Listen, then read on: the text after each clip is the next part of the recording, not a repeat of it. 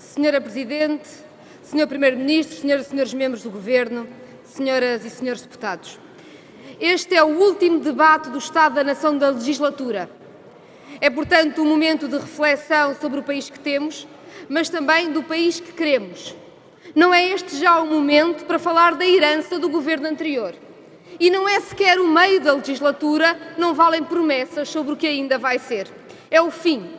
É o tempo de ajustar contas entre o que o governo se propôs fazer e o que fez.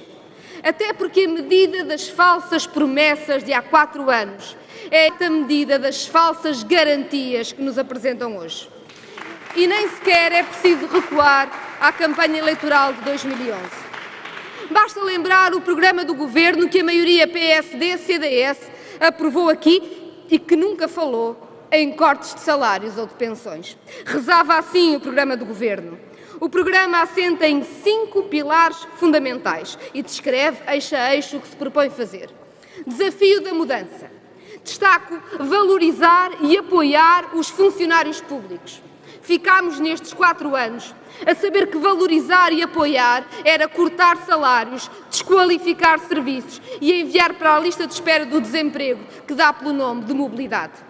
A outra aposta, eficiência da administração, ficou célebre da colocação de professores, atrasando 1 mês o início do ano letivo, até ao caos nos tribunais que se mantém com todos os problemas dos sítios. Sobre as finanças públicas, dizia o programa do Governo, a política económico-financeira deverá reduzir o endividamento nacional.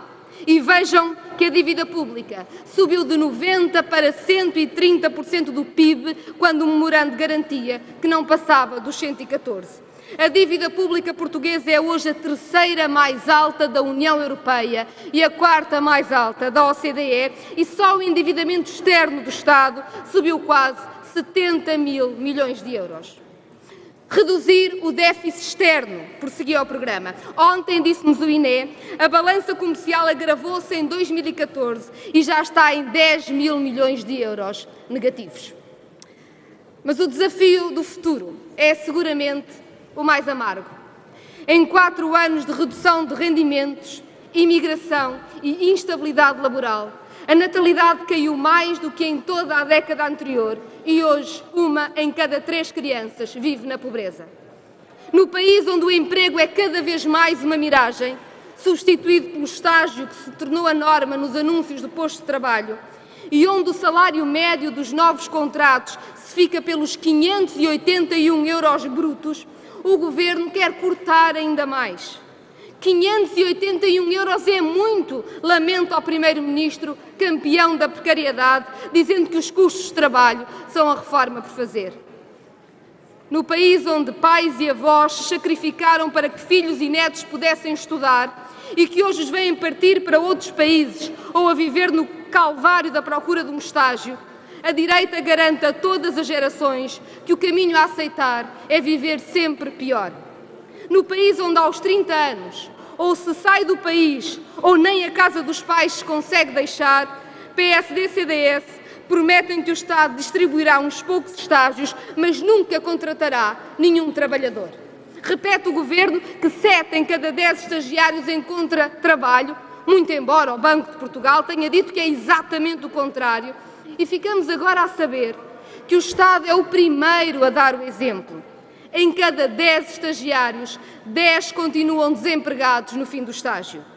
Se o emprego é o que o país mais precisa, o que menos precisa é das malabarices do Governo para iludir a taxa de desemprego. Às apresentações quinzenais degradantes, juntaram os contratos de emprego e inserção. 3 palavras para 3 enganos. Não são contratos porque não há vínculo, não são emprego porque não há salário, não são inserção porque nunca são inseridos nos quadros. Senhoras e senhores deputados, o país precisa de emprego, sim, e de salário. Só recuperando o rendimento das famílias se pode resgatar o país. É urgente repor salários e pensões. E é urgente garantir o subsídio social de desemprego a todas as pessoas sem outro rendimento que estão sem emprego. A recuperação do poder de compra que menos têm é tanto uma exigência de dignidade e de direitos humanos como de recuperação económica. Esse rendimento é imediatamente injetado na economia, porque quem tem menos não investe em paraísos fiscais, compra cá aquilo de que precisa.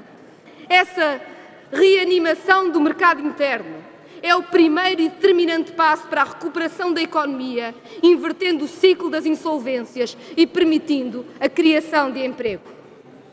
Não aceitamos que não haja recursos para o fazer.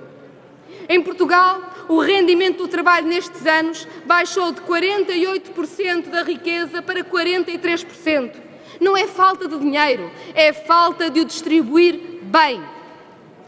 Uma reforma fiscal efetiva, que alivie o IRS e vá cobrar impostos onde nunca foram cobrados, pode permitir às famílias mais de 6 mil milhões de euros de rendimento. A retórica da direita sobre a necessidade de baixar a tributação do capital para atrair investimento provou-se errada. Não atraíram qualquer investimento produtivo para o país. Alguém se lembra de uma única grande empresa que tenha vindo nestes anos para o país?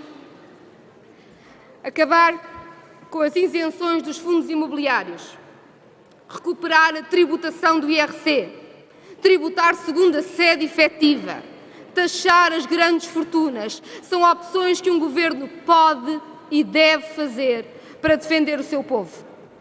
A reforma fiscal e a devolução do rendimento são essenciais, mas Portugal não se esgota nas suas fronteiras. Daí a exigência de uma nova política europeia que encare o problema das dívidas e a necessidade da sua reestruturação, em vez de continuar o ciclo infernal da salvação de um sistema financeiro insaciável. Recuperar o Estado Social, que fez a Europa ser a Europa que ambicionamos e que é o pilar da democracia. É este o desafio. Esconder no debate, como escondem PSD, CDS e PS, que as consequências do Tratado Orçamental que assinaram são pelo menos mais 20 anos de austeridade, é falhar na resposta ao que é essencial. Vivemos dias que exigem coragem e em Portugal, se dos socialistas ouvimos silêncio e ambiguidade a mais, da direita encontramos um egoísmo nacional destrutivo. Cavaco Silva, que quando o primeiro-ministro dirigiu o governo que mais fundos europeus recebeu, insurge-se agora contra a possibilidade de qualquer solidariedade europeia. Olhem se a França nos tivesse feito o mesmo que agora fazemos à Grécia.